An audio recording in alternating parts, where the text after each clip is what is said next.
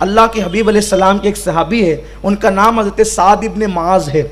ये इंतहाई नेक सहाबी हैं और उनको नेक हुजूर अलैहिस्सलाम ने अपनी ज़बान से फरमाया। इमामुल अंबिया सल्लल्लाहु अलैहि वसल्लम ने जब इनका इंतकाल हुआ तो इनके इंतकाल के बाद हुजूर उस जनाजे में खुद तशरीफ़ ले गए और हुजूर अलैहिस्सलाम ने इनका जनाजा भी खुद पढ़ाया। आप गौर फरमाएं, मुसलमानों थोड़ी सी तवज्जो करो, ये तालीम उम्मत के लिए कितनी बड़ी बात हुजूर अलैहिस्सलाम ने फरमाई।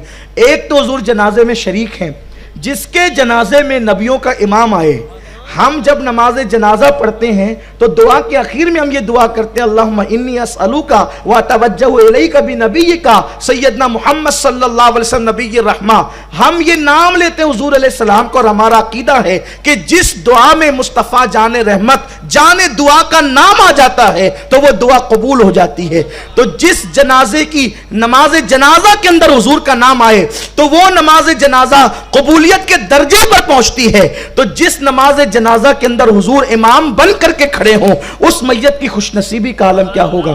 जिसमें हुजूर अलैहिस्सलाम जनाजे के साथ तशरीफ ले जा रहे हों, उस जनाजे की खुशनसीबी का आलम क्या होगा। लोग जनाजे के साथ हुजूर अलैहिस्सलाम के नाम का विर्द करते जाते हैं, ला इलाहा इल्लल्लाह मुहम्मदुर रसूलुल्लाह लोग पढ़ते हैं, इसलिए कि नाम मोहम्मद की बरकत से अगर मैयत अजाब की मुस्तहिक हो तो अल्लाह ताला इससे अजाब दूर फरमा दे। इसीलिए तो हम कलमा पढ़ते हैं।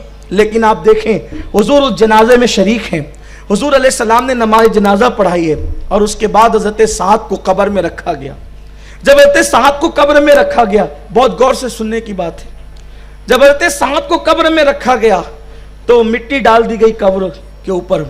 और चूंकि अल्लाह ने अपने हबीब को इल्म गैब अता किया, जितना चाहा इल्म गैब अता किया, इसलिए कि नबी होता ही है जिसको गैब की खबरें होती है। क्योंकि डिक्शनरी के अंदर ये बात है कि नबी का माना ही होता है गैब की खबर देने वाला। तो हुजूर सैयद आलम सल्लल्लाहु अलैहि वसल्लम जो है वो कब्र अनवर पे मिट्टी डाल दी गई तो हुजूर कब्र पर खड़े हो गए। कब्र पे खड़े होने के बाद हुजूर अलैहिस्सलाम ने तवज्जो फरमाई तो सरकार अलैहिस्सलाम का चेहरा, जो हुजूर के चेहरे पर अफसुर्दगी के आसार जाहिर हुए, इमामुल अंबिया सल्लल्लाहु अलैहि वसल्लम के चेहरे पर गम के आसार जाहिर हुए। और सहाबा ने यह मंजर देखा।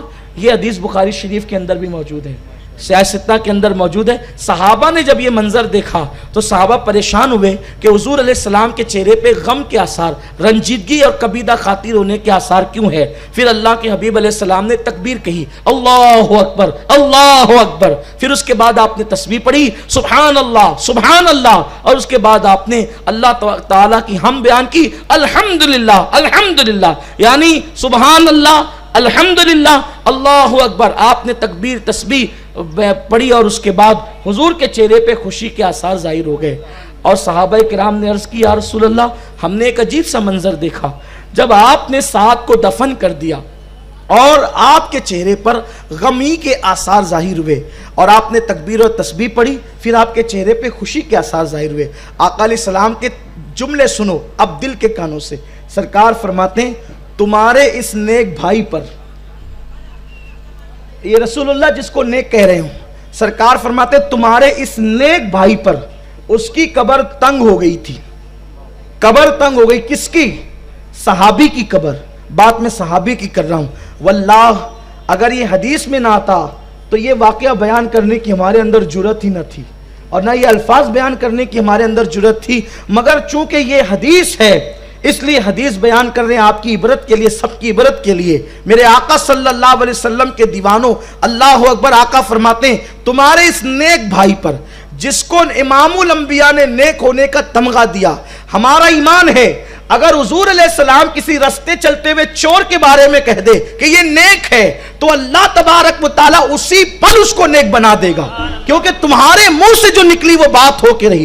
हुजूर जिसके बारे में जो कह दे ये उसके लिए जो है अटल फैसला है, इसलिए कि उनकी जबान हमारी जबान की तरह नहीं, उनकी जबान ज़बाने मा यंतिकु अनिल हवा इन हुवा इल्ला वहयु युहा है। वो जबान जिसको सब कुन की कुंजी कहे, उसकी नाफिज हुकूमत पे लाखों सलाम। वो दहर जिसकी हर बात तो वही खुदा, चश्मे इल्म हिकमत पे लाखों सलाम।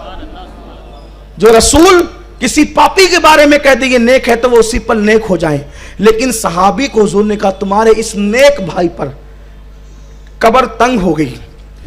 तो मैंने जब कब्र को तंग होते देखा कि कब्र उनको दबा रही थी, कब्र तंग हो रही थी, मैंने कब्र को तंग होते देखा, तकबीर पढ़ी, तस्बीह पढ़ी और हम्द पढ़ी, तो उसकी कब्र कुशादा हो गई। इससे तो एक सबूत ये मिल गया कि बाहर वाले जो अल्लाह का जिक्र करें या नेक काम करें, उसका ईसाले सवाब कब्र वालों को मिलता है। ये हुजूर अलैहिस्सलाम की हदीस से साबित है। लेकिन जो दूसरा अहम नुक्ता, इस हदीस का जो मेन नुक्ता है वो ये है, हम हमेशा इसको ईसाले सवाब के बाब में पेश करते हैं और ये है भी, लेकिन इसका जो पस मंजर है और इसकी जो तशरीह है वो ये है कि हजरत साद जैसा सहाबी, जिसको मेरे आका नेक कहें, जाने अबरार, जाने इस्मत, जाने इबादत, जिसको नेक होने का लक़ब अता करे, ये मालूम करे कि उनकी कब्र तंग क्यों हो गई थी, उनकी कब्र की तंगी की वजह क्या थी।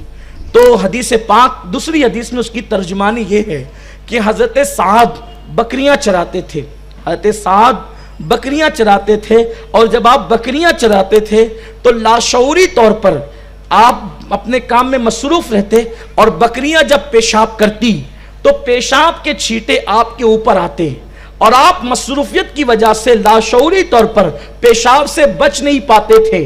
तो मेरे आका सल्लल्लाहु अलैहि वसल्लम ने फरमाया, ये था तो बड़ा नेक, लेकिन ये पेशाब के छींटों से नहीं बचता था, इसलिए अल्लाह ने इसकी कब्र को तंग कर दिया। ये इमामुल अंबिया के बोलने का अंदाज है, सरकार के फरामीन का ये एक अंदाज है। हुजूर हमें पैगाम दे रहे हैं, सहाबी हजरत साद जैसा सहाबी, अल्लाह अकबर, अगर लाशऊरी तौर पर बकरियों के पेशाब के छींटे से न बचे तो मेरे आका फरमाते हैं कि अल्लाह ने उनकी कब्र को तंग कर दिया, सिर्फ इस बुनियाद पर। तो अब आप अंदाजा फरमाएं, जो लोग खुद अपने पेशाब के छींटों से नहीं बचते, आजकल खड़े होकर के पेशाब करना फैशन है। बंबई में जगह जगह पर हम देखते हैं कि खड़े होकर के लोग पेशाब करने का, और जब इंसान खड़े होकर पेशाब करेगा तो आप डॉक्टरों से पूछ लो, साइंसदानों से पूछ लें, हम लोग तो बहुत पढ़े लिखे लोग नहीं हैं, हमारे कारी साहब जो है वो बहुत स्टडी रखते हैं इस उन्वान पर, आप इनसे पूछ लें, कोई तुर्रम खा खड़े होकर पेशाब करे, उसके बदन पर पेशाब के छींटे लग कर रहेंगे, वो ये तजर्बा करके देख सकता है। अगर पैरों पे छींटे न उड़े, पेशाब के छींटों का जिक्र सिर्फ पैरों के लिए नहीं है, बल्कि जिस वक्त इंसान खड़े होकर पेशाब करता है, साइंसदान ये कहते हैं कि खड़े होकर पेशाब करने में जो पेशाब की जो थैली होती है वो मुकम्मल तौर पे खाली नहीं होती है, और बाद में उसके चंद कतरे जो है वो इंसान के जिस्म को लगते हैं और वो निकलते हैं। लेकिन अगर कोई बंदा बैठकर पेशाब करे तो वो थैली पूरी पलट जाती है और इंसान के जिस्म से सारे वो कतरे निकल जाते हैं, और उसके बाद इस्लाम में तो पानी के इस्तेमाल का हुक्म है। और हुजूर अलैहिस्सलाम ने इसमें इतनी शिद्दत फरमाई पानी के इस्तेमाल में कि सहाबा फरमाते हैं कि अल्लाह के हबीब अलैहिस्सलातु व तस्लीम दरिया के 2 कदम के फासले पर इस्तिंजा करते थे। सफ़र होता, हुजूर अलैहिस्सलाम दरिया के 2 कदम के फासले पर इस्तिंजा, क्योंकि दरिया के किनारे इस्तिंजा करना हुजूर ने मना फरमाया, तो दरिया के मुखालिफ समत में हुजूर अलैहिस्सलाम 2-4 कदम पर इस्तिंजा करते थे। लेकिन पानी लेने के लिए जब दरिया के किनारे आते तो उससे पहले हुजूर ढेले का इस्तेमाल करते और उसके बाद फिर पानी भी इस्तेमाल करते। सहाबा ने अर्ज़ की, या रसूल अल्लाह, दरिया जब 2 कदम पर है, आप 2 कदम के अंदर जो है दरिया पर पहुंच सकते हैं और पानी का इस्तेमाल कर सकते हैं, तो हमारे माँ बाप आप पे कुर्बान, आप ढेला क्यों इस्तेमाल फरमाते हैं? तो सरकार फरमाते हैं, चूंकि दरिया 2 कदम पर है और मुझे डर लगता है मेरा 1 कदम ही उठे और मौत आ जाए, तो मैं बगैर तहारत की हालत में अपने अल्लाह से मिलना पसंद नहीं करता, तो इसलिए मैं दरिया पर पहुंचने से पहले ढेले का इस्तेमाल करता हूं, ताकि अगर उस वक्त मौत भी आए तो इस हालत में मौत आए कि मेरे अल्लाह की बारगाह में मैं पाकीज़गी की हालत में पहुंचूं। इसीलिए आप देखें इस्लाम ने पाकीज़गी का क्या अंदाज अता फरमाया।